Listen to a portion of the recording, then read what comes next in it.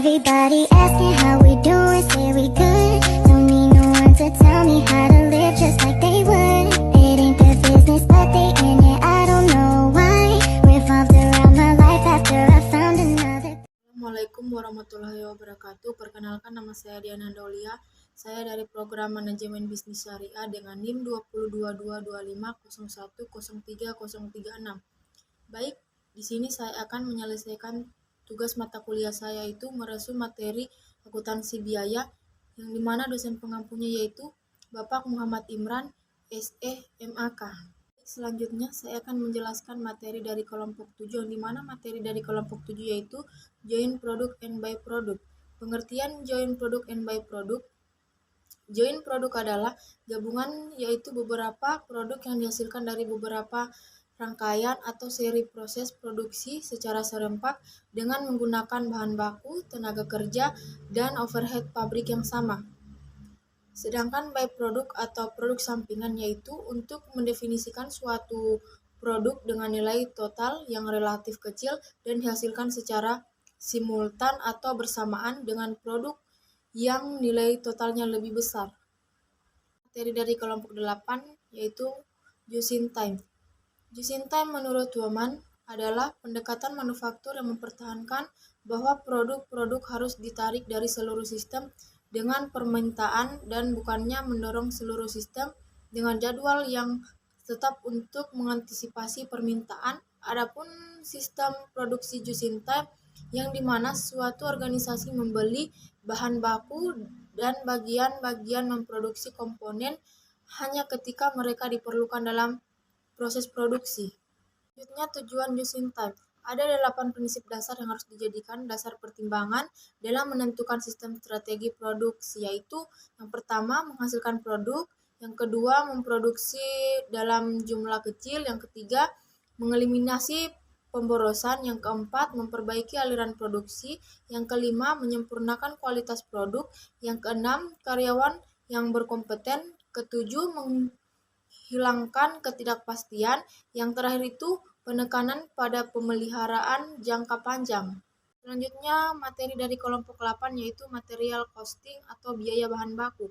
Biaya bahan baku adalah seluruh biaya untuk memperoleh sampai dengan bahan siap untuk digunakan yang meliputi harga bahan, ongkos angkut, penyimpangan, dan lain-lain. Yang kedua, produk rusak. Produk rusak adalah produk yang tidak memenuhi standar mutu yang telah ditetapkan yang secara ekonomis tidak dapat diperbaiki menjadi produk yang baik. Yang ketiga, produk cacat. Produk cacat adalah produk yang tidak memenuhi standar mutu yang telah ditentukan tetapi dengan mengeluarkan biaya pengerjaan kembali untuk memperbaikinya, produk tersebut secara ekonomis dapat menyempurnakan lagi menjadi produk yang lebih baik. Selanjutnya, sisa bahan baku. Bahan yang mengalami kerusakan di dalam proses pengerjaan disebut sisa bahan baku. Jika di dalam proses produksi terdapat sisa bahan, maka hasil penjualan sisa bahan tersebut dapat diperlakukan sebagai berikut. Yang pertama itu pengurang biaya bahan baku yang dipakai dalam pesanan yang menghasilkan sisa bahan tersebut. Yang kedua, pengurang terhadap biaya overhead pabrik yang sesungguhnya terjadi.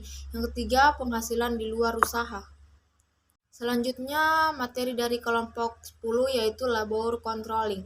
Pengertian labor controlling menurut Armstrong, labor controlling adalah serangkaian aktivitas yang dilakukan untuk mengawasi dan mengatur tenaga kerja dalam suatu organisasi. Ini mencakupi pengelolaan aspek-aspek seperti penugasan kerja, pemantauan produktivitas, evaluasi kinerja, dan pengembangan keterampilan karyawan. Selanjutnya, produktivitas dan tenaga kerja. Produktivitas tenaga kerja dapat didefinisikan sebagai suatu ukuran kinerja produksi dengan menggunakan pengeluaran atau usaha manusia sebagai tolak ukur. Dalam hal ini adalah jumlah barang atau jasa yang diproduksi oleh pekerja. Dalam arti yang lebih luas, produktivitas dapat dijelaskan dengan efisiensi sumber daya yang diubah menjadi barang atau jasa. Di kelompok 11 yaitu Factory Overhead Controlling.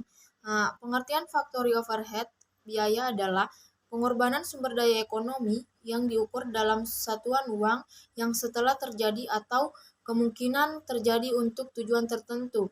Biaya sebagai pengorbanan sumber ekonomi untuk memperoleh barang atau jasa yang diharapkan memberi manfaat sekarang atau masa yang akan datang. Yang kedua itu pentingnya factory overhead dalam produksi. Menghitung biaya overhead pabrik adalah bagian penting dalam mengelola operasi manufaktur perusahaan. Biaya overhead pabrik sangat penting karena merupakan salah satu teknik untuk menerapkan ketidakpastian dalam pembelaan produk. Klasifikasi factory overhead. Yang pertama itu penggolongan biaya overhead pabrik menurut sifatnya. Yang kedua, biaya overhead pabrik variabel. Yang ketiga, biaya overhead pabrik semi variabel. Selanjutnya materi kelompok 12 yang dimana materinya itu departementalisasi biaya overhead pabrik. Definisi dasar departementalisasi biaya overhead pabrik yaitu berarti membagi pabrik ke dalam segmen-segmen yang disebut departemen. Ternama biaya overhead tersebut dibedakan segmen yang disebut untuk tujuan akuntansi, pembangunan suatu pabrik ke apartemen-apartemen yang terpisah, menyediakan perhitungan biaya produksi yang lebih baik, dan meningkatkan pengendalian yang bertanggung jawab. Suatu perusahaan produk melalui suatu departemen akan dibebankan dengan overhead untuk pekerjaan yang dilakukan di departemen tersebut menggunakan tarif overhead departemen yang telah ditentukan sebelumnya. Tarif overhead tunggal tingkat pabrik menyebabkan semua pesanan dengan jumlah rata-rata dari biaya overhead tingkat pabrik per unit dasar lokasi. Faktor-faktor yang harus dipertimbangkan di dalam menentukan atau memilih departemen-departemen di dalam pabrik adalah sebagai berikut. Yang pertama itu pembagian tanggung jawab atas pengelolaan produk dan jasa yang dihasilkan di dalam pabrik serta atas biaya yang terjadi. Yang kedua, sifat operasional dari setiap tahapan pengelolaan produk dihubungkan dengan gerakan-gerakan yang dilalui produk di dalam pabrik. Yang ketiga, lokasi dari operasi proses pengolahan dan mesin. Yang keempat, jumlah departemen atau pusat biaya yang tepat. Yang kelima, penyesuaian mesin, proses atau operasi di dalam setiap departemen atau pusat biaya. Selanjutnya materi dari kelompok 13 yaitu penerapan sistem biaya standar dan analisis varian. Yang pertama itu pengertian sistem biaya standar dan analisis varian. Sistem biaya standar analisis varian adalah dua alat penting dalam akuntansi manajemen yang digunakan untuk mengendalikan biaya dan mengevaluasi kinerja.